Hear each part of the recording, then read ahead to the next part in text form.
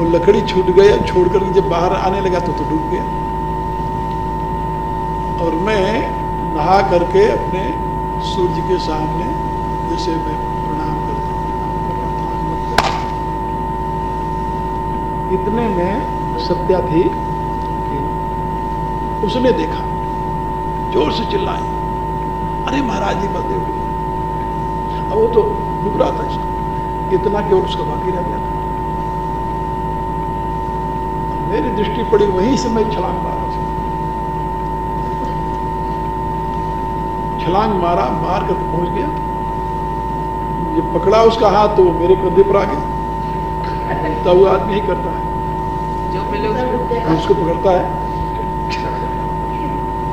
आ गया कंधे पर, आ गया था, मैं क्या अंदर पड़ता था।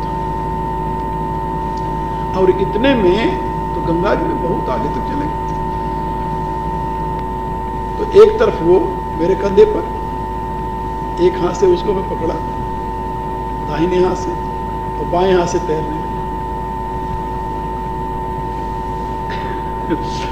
और वो किनारे बैठी रोई बेचारी। मैंने उसे कहा कुछ नहीं होता, ठीक है, क्या होगा? मैं कहा कुछ नहीं होता, ठीक है। अब जब मैं तैरता हुआ आया, कुछ दूर आया, तो अब जल्दी किनारे लगना, वो तो उसको पानी थोड़ा हो गया था, कहा जल्दी किनारे पहुंचा। इतने में एक तो लकड़ी भरती आ रही थी, मैंने लकड़ी पकड़ ली। तो लकड़ी पकड़ करके, मैं तो जानता था, तैरने वाला तो जानता कि लकड़ी को इधर घुमाओ तो लकड़ी कहाँ जाती है। तो लकड़ी के मुंह ऐसे घुमा दिया मैंने, और एक हाथ से तैरता रहा, लकड़ी लाकर किनारे पहुंचा। उसको पकड़ रखा तैरते हुए, लकड़ी तो ऐसे बगल में कर लेते हैं, ऐसे बगल में करके ऐसे कर लेते हैं, फिर लकड़ी बाहर चला गया, फिर हमारे को बाहर नहीं सारा बाहर लकड़ी मिल गई।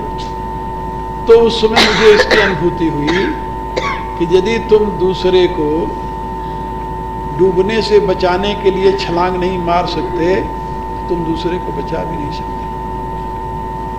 लेकिन यदि छलांग मारते हो तो तुम कोई सहारा भी अपने साथ मोटा सा रखो, जैसे लकड़ी। अब वो मोटा सहारा परमात्मा का, उससे बड़ा मोटा और कोई सहारा है ही नहीं। यदि परमात्मा का सहारा तुम्हारे पास है तो तुम एक को नहीं, कईयों को डूबते से बचा लो। और यदि परमात्मा का सहारा नहीं है तो कितना तैरोगे, थकोगे, डूब जाओगे तुम।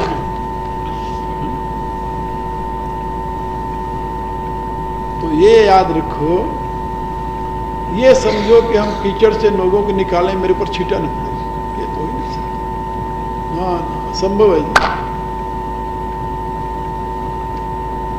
और यदि इतना साहस नहीं है तुम्हारे में कि छींटा को तुम अपने साफ कर सको, फिर क्यों कोशिश करते हो भैया? फिर बैठे बैठे माला घुमाया करो, राम राम राम, भगवान उद्धार कर देगा तेरा।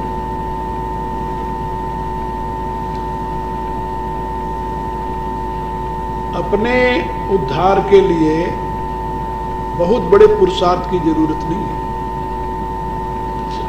सामान्य पुरुषार्थ में भी व्यक्ति का उद्धार, बहुत बड़े पुरुषार्थ की जरूरत उसके लिए है जो अपने साथ औरों का भी उद्धार करना चाहता है, जिसके हृदय में ऐसी करुणा आ गई है प्रहलाद की तरह। ये करुणा आती है, ये कोई बनावटी बात नहीं होती, ये भी बताओ, ये बनावटी बात नहीं होती, चित्त की एक अवस्था होती है जिस अवस्था में करुणा का उदय होता है। और करुणा का जब उदय होता है तो अपनी चिंता नहीं करता, फिर वो सोचता है किसी प्रकार से। प्रहलाद से भगवान ने कहा वरदान मांगो, वो कहता है दुनिया में जितने दुखी प्राणी है सब दुख, ये हमें वरदान से। भगवान ने कहा तो होते नहीं, सब जो किया हो उसको अपने आप भोगना पड़ेगा। उसने कहा फिर हमें कुछ नहीं चाहिए, मुझे राज नहीं चाहिए, ब्रह्मलोक नहीं चाहिए, स्वर्ग का आधिपत्य नहीं चाहिए, मोक्ष नहीं चाहिए। प्रहलाद कहता, श्रीमद् भागवत में श्लोक है।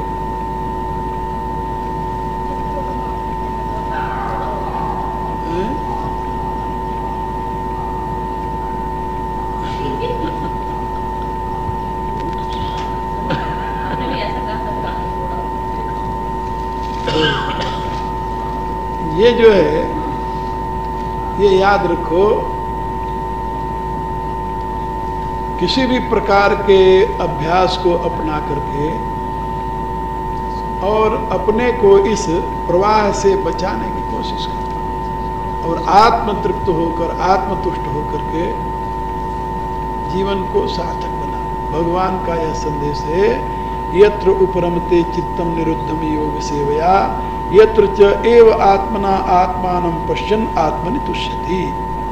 आत्मतुष्टि के लिए इससे बड़ा और कोई संदेश नहीं है। इसके आगे का और महत्वपूर्ण है कि जब ऐसा हो जाएगा तब तुम्हारे क्या होगा। भगवान का सुखम आत्यंतिकम यत्तत् बुद्धिग्राह्यम अतीन्द्रियम, ये बुद्धिग्राह्य सारा खेल। सुखम आत्यंतिकम यत्तत् बुद्धिग्राह्यम अतीन्द्रियम वेत्री यत्न चैवायम स्थितश्चलति तत्त्वतः। इसकी व्याख्या करें।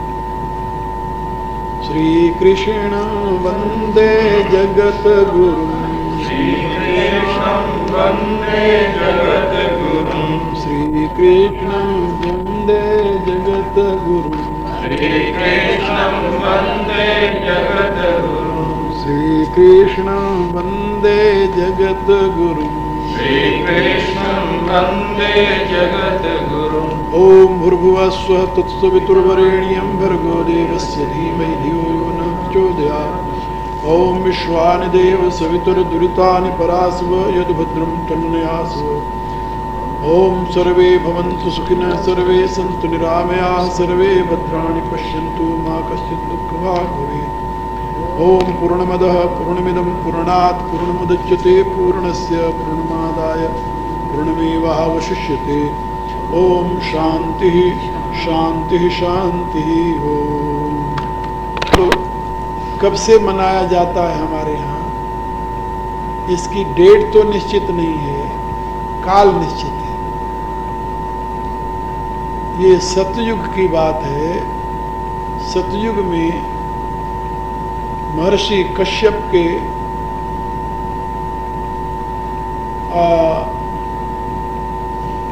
दिति नाम की स्त्री से 2 पुत्र हुए। बड़े का नाम था हिरणाक्ष, छोटे का नाम था हिरण्यकश्यप। ये दोनों कश्यप ऋषि के बड़ी स्त्री के पुत्र थे। महर्षि कश्यप की कई स्त्रियां थी, उसमें सबसे बड़ी दिति थी। उसके ये 2 पुत्र पैदा हुए और दोनों विद्वान थे, दोनों महातपस्वी थे। दोनों ने परमात्मा को प्रसन्न करके ब्रह्मदेव से वरदान पाया था। लेकिन संयोगवश दोनों ही शरीर आसक्त थे। शरीर में अनुरक्ति होने के नाते भगवान से ऐसा वरदान लिया, क्या कमाल की बात है, कहा हमें अमर बना दो। ब्रह्मदेव ने कहा कि सृष्टि में कोई अमर नहीं होता, अमर तो होता नहीं। उपाय सोचने लगा कि ऐसा वरदान मांगो जैसे मरे ही नहीं। कहा अच्छा तो हमें ऐसा वरदान दो कि न तो मैं दिन में मरूं न रात में मरूं, न बाहर मरूं न भीतर मरूं, न आदमी से मरूं न जानवर से मरूं, न पृथ्वी पर मरूं न आकाश में मरूं। ब्रह्मदेव का ठीक। फिर उससे जोर से हंसा, अरे कहने लगा मूर्ख,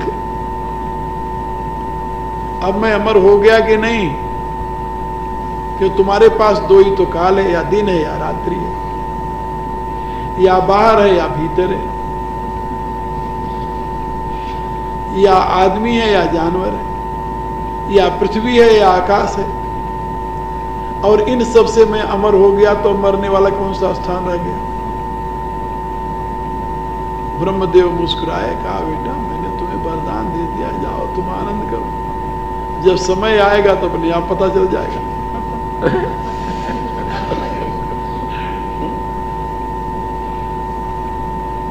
अब वो अमर होने के मद में मतवाला हो गया, न बाप की बात माने, माँ की और अपने आप को ही उसने कहा कि अब कोई भगवान नहीं, मैं स्वयं भगवान। भगवान का विधान बड़ा विचित्र है। बहुत दिनों तक तो ऐशा आराम करता रहा, देवताओं को भी जीत लिया, तीनों लोगों पर उसका आधिपत्य हो गया, लेकिन आखिर में उसके घर में ही एक लड़का पैदा हो गया। और लड़का कैसे पैदा हुआ, ये भी कहानी अजीब सी। तो जब उसकी स्त्री गर्भवती हुई तो उसने सोचा कि स्त्री तो गर्भवती है, तो अपन चल करके तपस्या करें, जब तक इसके बच्चा होगा तब तक हम तपस्या करेंगे और शक्ति पाएंगे। तो स्त्री को गर्भवती महल में छोड़ करके चला गया तप करने। देवताओं को मिल गया मौका। देवताओं को पता चला कि इसकी स्त्री गर्भवती है और ये तपस्या करने गया है, तपस्या से तो आ नहीं सकता। अब स्त्री ने कहीं संतान लड़के को जन्म दे दिया तो वो भी एक से ही मुक्ति नहीं मिल रही, दूसरा और तैयार हो जाएगा। तो देवताओं ने आपस में सलाह किया क्या किया जाए। कहा स्त्री को उठा लाओ, उसे खत्म कर। ठीक है। अब खाली घर देकर देवता चले तो गए, वो स्त्री सोई हुई उसे उठा लाया। जब उठा कर ले आए अपने देवलोक में जहां रहते थे मेरुगिर पर्वत पर, अब सोचने लगे कि इसे मारे कौन। कहा स्त्री को कौन मारे, कहे तो पाप है। कहा स्त्री को तो नहीं मारना है, तो स्त्री मारे कौन। देवताओं में इतना राक्षस होता तो कहते हैं दबा दो तो खत्म हो जाए। ये देवताओं से ऐसे कहाँ काम होगा, बुरा काम नहीं कर सकते अच्छे आदमी। हमने कहानी पढ़ी तो हमें लगा कि अच्छे आदमी से बुरा काम नहीं कर सकता, जैसे बुरा आदमी अच्छा काम नहीं कर सकता। हाँ, बुरे आदमी से यह संभावना नहीं हो सकती कि अच्छा काम करेगा। हाँ। खलऊ करई भल पाए सुसंगु, मिटई न मलिन स्वभाव अभंगु। और तुलसीदास जी ने कहा कि भाई अंत सिखावन दे गए गिद्धराज मारीच। मारीच ने चलते समय इतनी भक्ति दिखाई, आज देखियो परम से नहीं, लेकिन आखिर में उसने धोखे का ही काम किया। और गिद्धराज मरते मरते भी भगवान के लिए छोड़ा। तो कोटि भांति को करो करे न प्रकृति बीच, अंत सिखावन दे गए गिद्धराज मारीच। तुलसीदास लिखते हैं। तो देवताओं ने कहा कि भाई मारो इसे। अब वहां ये भी था कहीं जग गई तो तब भी मुसीबत आएगी। जब तक ये सो रही है तब तक इसे मार दो। कौन मारे। अब कोई देवता मारने के लिए तैयार नहीं, कोई मार नहीं सकता, कौन मारे। खड़े हैं सब। एक तो स्त्री को मारना ही पाप है, दूसरे गर्भवती को मारना और पाप है। कौन मारे। जब देख लिया तो इतने महात्मा नारद जी आ गए। नारद जी ने पूछा भाई क्या बात है देवताओं, इस समय तुम बड़े संकट में पड़े। अरे कहा महाराज आप आ गए, आप ही रास्ता बता सकते हो। नारद जी ने कहा क्या बात है। उन्होंने अपनी कहानी सुना दी कि देखो हिरण्याकश्यप तो हम लोगों को छीन लिया सब कुछ, और फिर वो तपस्या करने गया है। उसकी स्त्री है ये गर्भवती है, और ये कहीं इसके गर्भ से बालक पैदा हुआ, वो भी ऐसे होगा जैसा बाप है वैसे बेटा होगा। तो हम लोगों के तो मुसीबत का कहीं अंत नहीं महाराज। कहा फिर इसको क्यों ले आए। कहा इसको मार दे। सोचा कि चलो मार दें, तो ये जब मर जाएगी बच्चा अपने आप मर जाएगा, न रहेगी बांझ न बचेगी बांसुरी। तो नारद जी ने कहा फिर विलंब किस बात का है। कहा बात है कि मारे कौन हो। अरे कहा मूर्खों जब मार नहीं सकते थे लेकर क्यों आए। कहा ले तो आए उत्साह में, अकेली देखा उठा लाए। कहा तुम मारो। कहा महाराज ये तो अपने बस का नहीं। कहा तो मैं मार दूं। अरे कहा तो संत तो परोपकारी होते ही संत तो होते परोपकारी महाराज, ये काम पुण्य काम आप ही कर दो। देवताओं का हमेशा हित साधते रहे हो, आज भी देवताओं के हित में आप ये काम कर दो। कहा तुम ये बताओ कि तुम्हें इस स्त्री से डर है या स्त्री के पेट में रहने वाले बच्चे से डर है। कहा नहीं स्त्री से तो कोई डर नहीं। और इंद्र की वो भाभी लगती थी। देखो, इंद्र की भाभी लगती है वो, कोई दूसरी नहीं थी, गैर नहीं थी। माँ दो थी, बाप तो एक ही था। तो देव नारद जी ने कहा कि इंद्र, तुम जानते हो कौन है तुम्हारी? कहा मेरी भाभी है। कहा तुम इसे मार सकते हो? कहा तो माँ के बराबर होती है। कहा भाभी माँ के बराबर होती है, तुम इसे उठाकर क्यों लाए? कहा इससे डर नहीं, इसके पेट में बच्चे से जो है, बच्चे से डर है। कहा सही में बच्चे से तुम्हारे डर है? बोले बच्चे से डर नहीं। कहा फिर? कहा बच्चा यदि राक्षस वृत्ति का बन गया तो डर तो उससे है। कहा तो तुम्हें न तो स्त्री से डर है, न तो बच्चे से डर है, बच्चे के राक्षस वृत्ति से डर है ना? कहा यदि उसकी वृत्ति बदल जाए तो? कहा फिर तो महाराज, फिर तो क्या पूछना, फिर तो हमारा कोई उससे दुश्मनी नहीं, फिर तो मैं उसको पूजूं। कहा बस ठीक है, तो तुम लोग आंख बंद करो और मेरे साथ कीर्तन करो। तो उन्होंने श्रीमन नारायण नारायण नारायण और नारद जी ने उस गर्भ के बालक को दीक्षा दे दी। उसके कान में मंत्र वो मंत्र मिलते ही ये बालक जो था अंदर से जब हो गया। उन्होंने कहा कि बस अब जाओ तुम लोग, काम हो गया। कहा इसको, नारद जी ने कहा कि इसको तुम्हें अपने आश्रम में ले जाऊंगा, इसको आश्रम में ले जाऊंगा, इसे मेरे आश्रम में पहुंचाओ। तो नारद जी के आश्रम में उसे ले गए। जब वहां उसको होश आया, देखा नारद जी के आश्रम में, कहा कैसे आ गई अपनी मां से? नारद जी ने कहा बेटे बाद में बताएंगे। कहा यहाँ कैसे ले आए आप मुझे? कहा बेटे मैं सुरक्षित ले आया, तुम्हारे बच्चा है गर्भ में, और हाँ राजमहल में तुम अकेली थी, इतने दुश्मन हैं, हमने सोचा सुरक्षित स्थान पर ले। ये नहीं बता कि देवता उठा के ले आए। कहा ठीक है। तो वहीं पर उसने उसका नामकरण किया नारद जी ने। कहा ये दुनिया को प्रकृष्ट आह्लाद प्रदान करेगा, दुनिया के जीवों को एक संतान तुम्हारी जो है प्रकृष्ट आह्लाद प्रदान करेगी, इसलिए इसका नाम मैंने प्रहलाद रखा है। उसका नाम रख दिया प्रहलाद। बाद में हिरण्याकश्यप जब आया तो उसे पता चला तो मेरी धर्मपत्नी का, तो नारद जी के आश्रम में नारद जी के पास आया, तो नारद जी को प्रणाम किया, ऋषिवर आपने मेरे ऊपर बड़ी कृपा की, मेरी धर्मपत्नी की रक्षा की, यहाँ पुत्र पैदा हुआ, बड़ी अच्छी बात। ये तो सब कुछ अच्छा हुआ, लेकिन एक बात बुरा हुआ कि आप जो दिन भर नारायण नारायण कहते रहते, कहीं ऐसा न हो गलत संस्कार बच्चे में आ जाए। हाँ कहा वो तो आ गए, जब बच्चा बड़ा हो गया तो ले आया। अब बच्चा नारायण नारायण जपने लगा, भगवान का नाम लेने लगा। तो हिरण्याकश्यप उसको पहले तो समझाया, बहुत कोशिश की, नहीं माना तो उसको मारने की कोशिश की। शत्रु का नाम लेता है बच्चा। देखो, मारने के लिए उसको बहुत कोशिश की, पहाड़ से गिराया, समुद्र में फेंक दिया, मतवाले पागल हाथी के नीचे डाल दिया, हर एक प्रयत्न करे, जहर दे दिया, हर एक प्रयत्न किया, लेकिन भगवान उसको आखिर में उस प्रहलाद की बहन थी एक, उसका नाम था होलिका।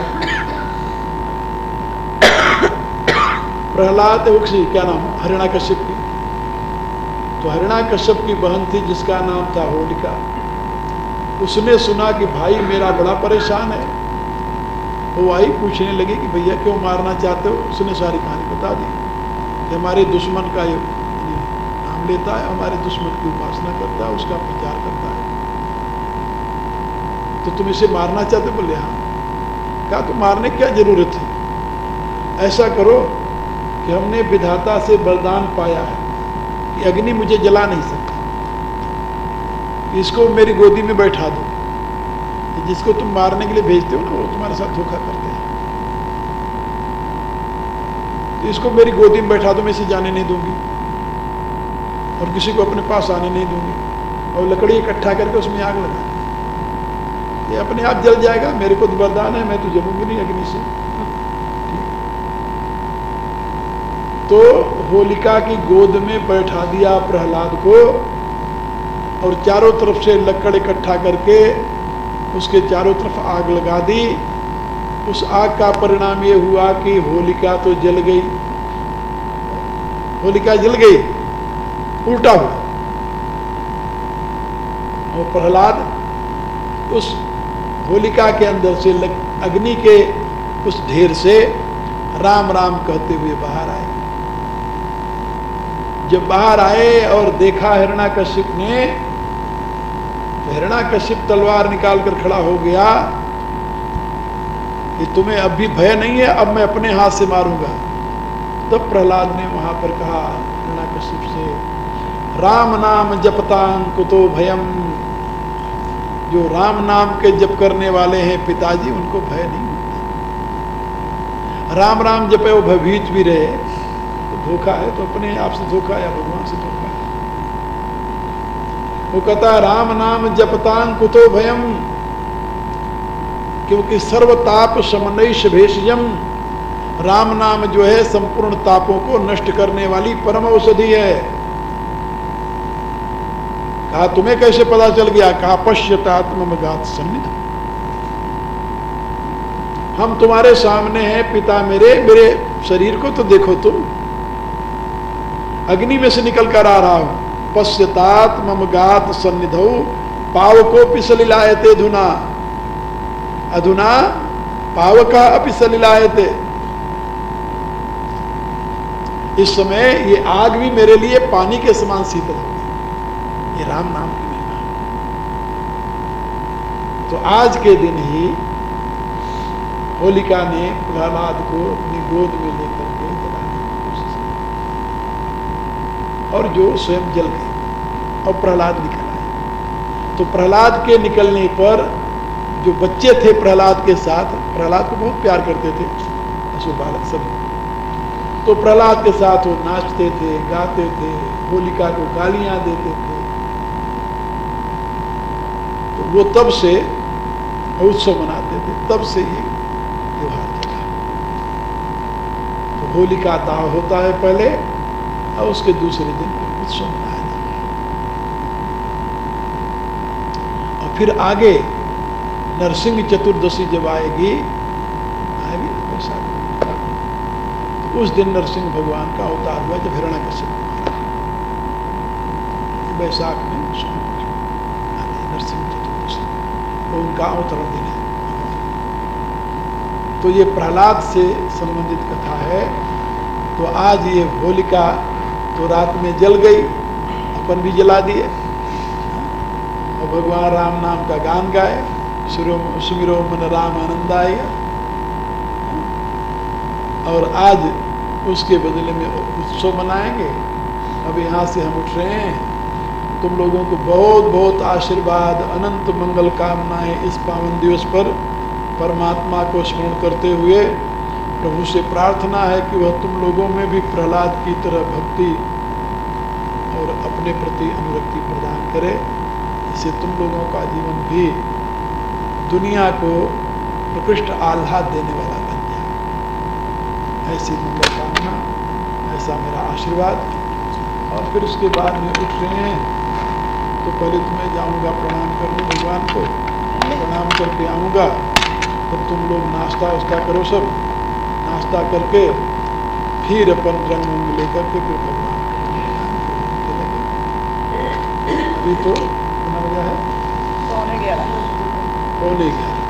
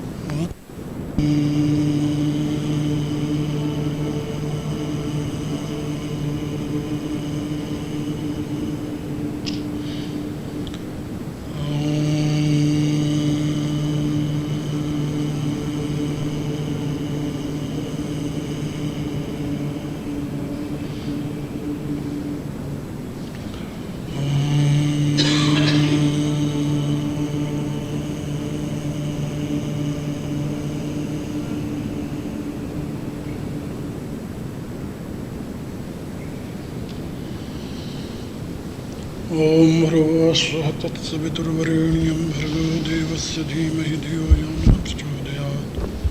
ओम विश्वानि देव सवितुर्दुरितानि परास्व यद्भद्रं तन्नयास्व। ओम कृष्णाय वासुदेवाय हरे परमात्मने प्रणतक्लेशनाशाय गौरवाय। ओम वसुदेवस्तं देवं कंसचाणूरमर्दनं देवकी परमानन्दं कृष्णं वन्दे जगद्गुरुम्। ओम नारायणं नमस्कृत्य नरं चैव नरोत्तमं देवीं सरस्वतीं व्यासं ततो जयमुदीरयेत्। ओम यस्मिन् सर्वं यतो सर्वं यः सर्वं सर्वतश्च यस्य सर्वमयो नित्यं तस्मै सर्वात्मने नमः। ओम प्रणम्य शिरसा देवं मारुतिं करुणाकरं करोमि गीताव्याख्या भगवद्गीताप्रकाशिनी। ओम शांति शांति शांति। ओम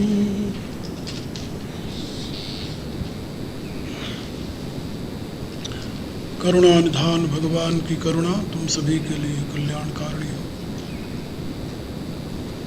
इस मंगल कामना के साथ कल ये बात समझाई गई थी कि जब योग के अभ्यास से निरुद्ध हुआ चित्त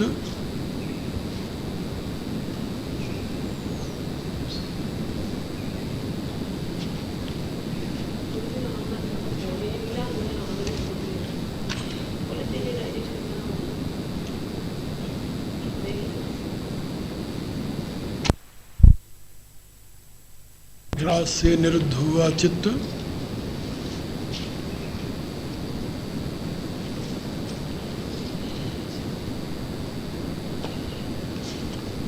संसार से प्रपंच से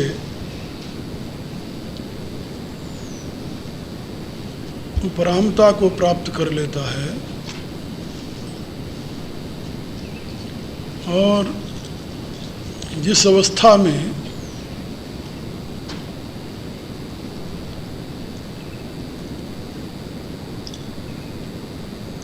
विशुद्ध बुद्धि के प्रकाश में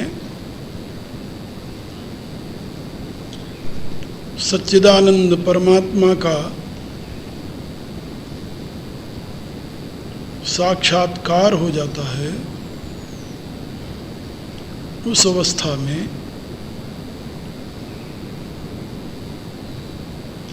साधक को आत्मतुष्टि की प्राप्ति होती है।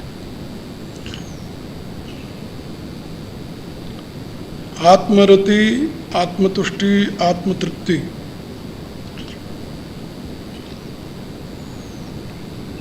ये साधक का अंतिम प्राप्तव्य है।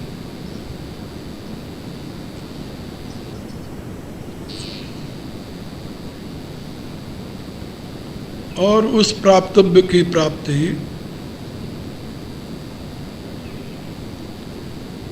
तभी होती है जब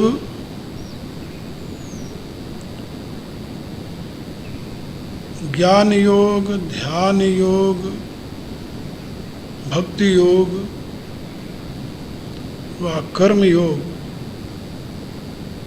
किसी भी प्रकार के योग का आश्रय लेकर के साधक अपने चित्त को निरुद्ध कर लेता है। और निरुद्ध चित्त साधक को जब सृष्टि जगत से उपरामता प्राप्त हो जाती है और जब उसे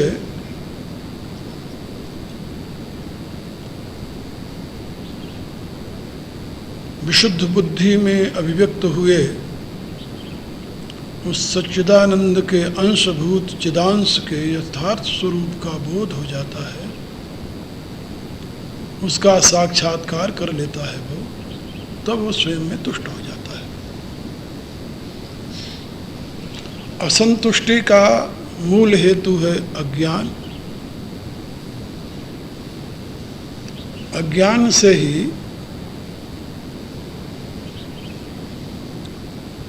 संसार में अनुरक्ति होती है और आत्मज्ञान के प्रकाश में जब अज्ञान नष्ट हो जाता है तो संसार से उपरति हो जाती है। इसी बात को समझाने के लिए भगवान ने ये बात कही, यत्र उपरमते चित्तम निरुद्धम योग सेवया तत्र च एव आत्मना आत्मानं पश्यत आत्मनि तुष्यति।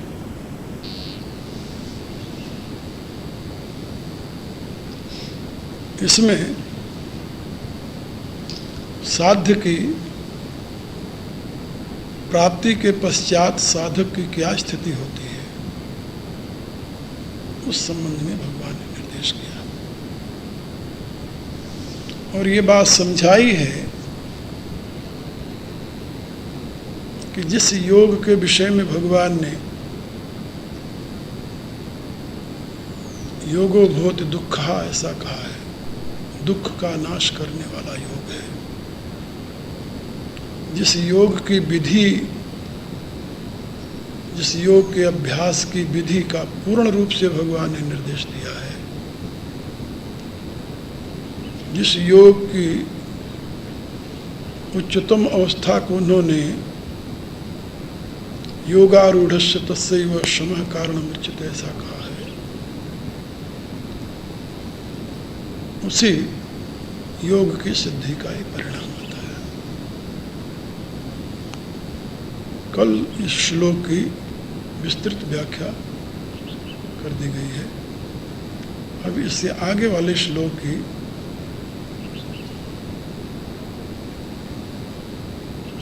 चर्चा करेंगे। 21वां श्लोक छठे अध्याय का। सुखम आत्यंतिकम यत् तत् बुद्धिग्राह्यम अतीन्द्रियम वेत्ति यत्र न चैव अयम् स्थितः चलति तत्तः।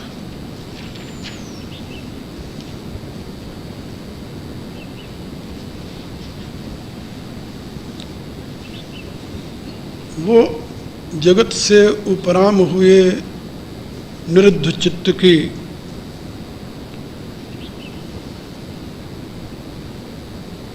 जो स्थिति है वह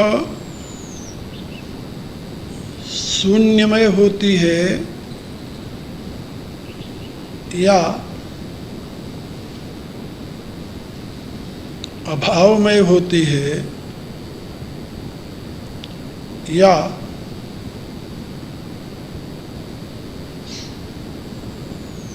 सुखमय होती है,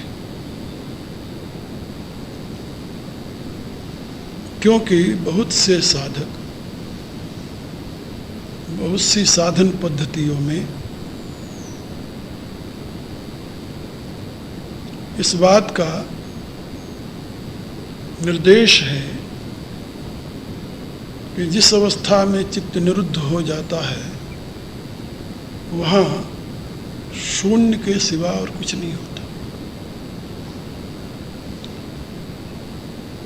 और वह शून्य जो है वह अभावात्मक है। शून्य स्वयं में अभावात्मक होता है। दूसरे शब्दों में नेगेटिव।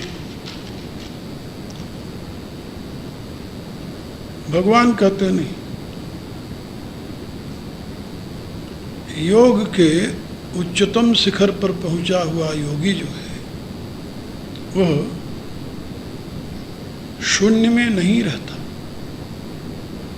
अभाव में नहीं रहता, वह तो सुखम आत्यंतिकम,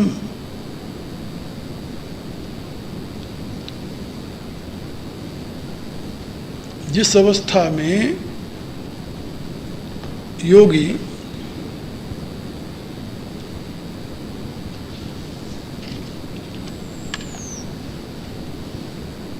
अपने लक्ष्य में अवस्थित हो जाता है या सिद्धि के शिखर पर पहुंच जाता है, उस अवस्था में यत सुखम आत्यंतिकम अतीन्द्रियम बुद्धिग्राह्यम तत्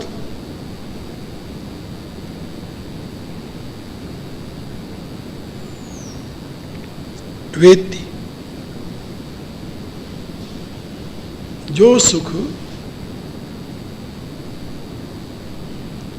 आत्यंतिक, आत्यंतिक माने जिसका कभी भी अंत नहीं होता, ऐसा सुख। यत सुखम आत्यंतिकम और अतीन्द्रियम। अतीन्द्रियम का अभिप्राय होता है कि वह प्रकृति के कार्य से संबंधित सुख नहीं है,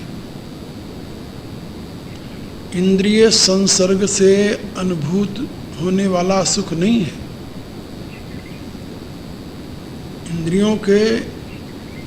इंद्रियों का उनके विषयों के साथ संसर्ग होने से उन्हें सुख की अनुभूति होती है। यही संसर्गजा भोगा दुख योनि एवते। जब इंद्रियां अपने विषयों के साथ स्पर्श करती हैं, संसर्ग करती हैं, तो एक प्रकार के सुख की अनुभूति होती है। यदि विपरीत है, प्रतिकूल है, तो दुख की अनुभूति होती है संसर्गजा। भगवान कहते हैं कि जो इंद्रियों के संस्पर्श से सुख की अनुभूति होती है, ये वो सुख नहीं है, क्योंकि चित्त की वृत्तियां जब शांत हो जाती हैं तो इंद्रियों का कार्य समाप्त हो जाता है। यदा पंचावतिष्ठन्ते। कौन इंद्रियां हैं जो सुख में हेतु बनती हैं? ज्ञान इंद्रियां। अनुभूति का स्रोत ज्ञान इंद्रियां हैं, और ज्ञान इंद्रियां 5 हैं, इसलिए ये अपने अपने 5 विषयों से संसर्ग करके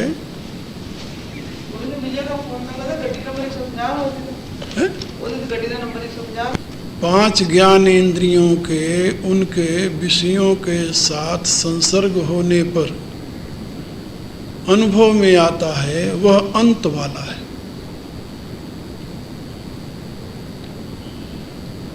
और उन इंद्रियों के माध्यम से सुख का अनुभव करने वाला जो है वो मन है, क्योंकि मन इंद्रियों का अधिपति है। इसलिए मन भी इंद्रियों में ही गिना जाता है, बाह्य इंद्रियों। इंद्रियाणि दशैकम च पंचचेन्द्रिय गोचरा, ऐसा भगवान ने कहा है। और मनः षष्ठाणि इंद्रियाणि, ऐसा 15वें अध्याय में कहा है। और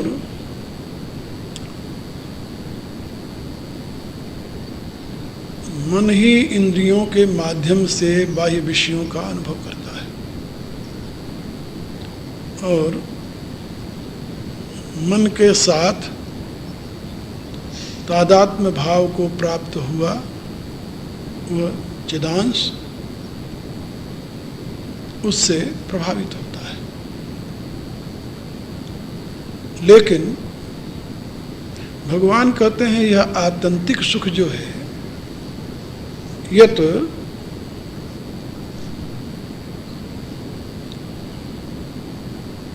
सुखम आत्यंतिकम और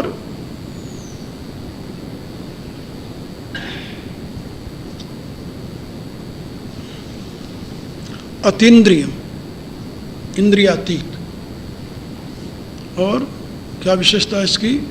बुद्धिग्राह्य। ये बुद्धिग्राह्य सुख है, इंद्रिय ग्राह्य नहीं है, मन ग्राह्य नहीं है। मनसस्तु पराबुद्धि। मैंने कई बार ये बात समझाई है कि जीवत्व का मूल आधार बुद्धि है। जीवत्व जो है उसका मूल आधार बुद्धि है, उसका मूल आधार चेतन नहीं है, क्योंकि चेतन में लिमिटेशन नहीं है। जैसे अग्नि जो साकार रूप में प्रकट होती है, उस अग्नि का साकार रूप जो है, लिमिटेड रूप जो है, उसका आधार ईंधन है, अग्नि स्वयं में नहीं है। अग्नि तो अनलिमिटेड है। तो अनलिमिटेड अग्नि जो है वह लिमिटेड ईंधन के माध्यम से अभिव्यक्त होने के नाते ही लिमिटेड रूप में दिखाई देती है। इसी बात को उपनिषद ने समझाया है। अग्निर्यथैको भुवनं प्रविष्ट रूपम रूपम प्रतिरूपो बुभु एकस्तथा सर्वभूतांतरात्मा रूपम रूपम प्रतिरूपो वहिष्य। तो अग्नि स्वयं में अनंत है, असीम है, अखंड है, एक है, लेकिन ईंधन के माध्यम से सीमित रूप में प्रकट हो जाती है। इसी प्रकार से चेतन जो है वह तो अखंड है, अनंत है, असीम है, भूमा है, वह बुद्धि के माध्यम से ही सीमित रूप में प्रकट होता है।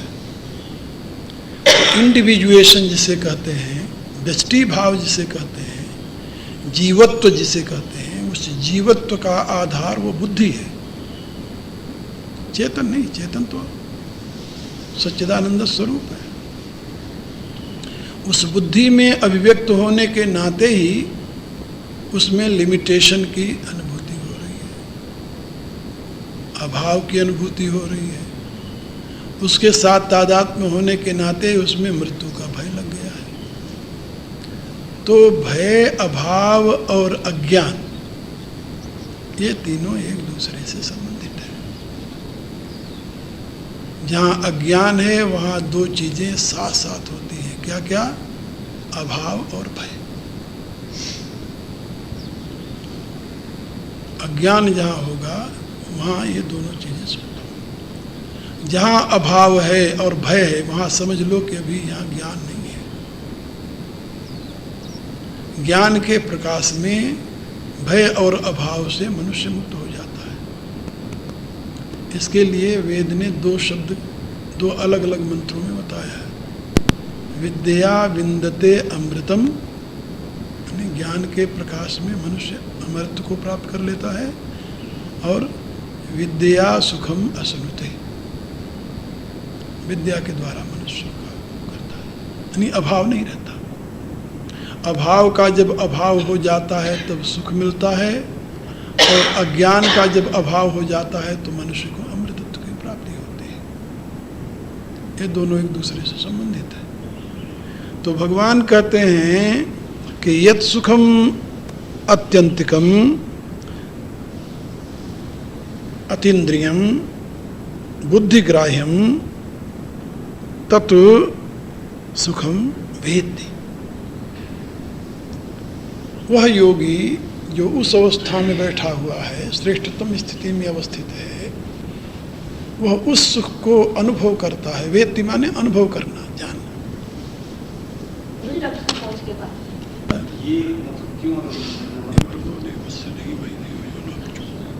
ओम विश्वानिदेव सर्वे भवन्तु सुखिनः सर्वे सन्तु निरामयाः सर्वे ओम पूर्णमदः पूर्णमिदं पूर्णात् पूर्णमुदच्यते कृष्ण।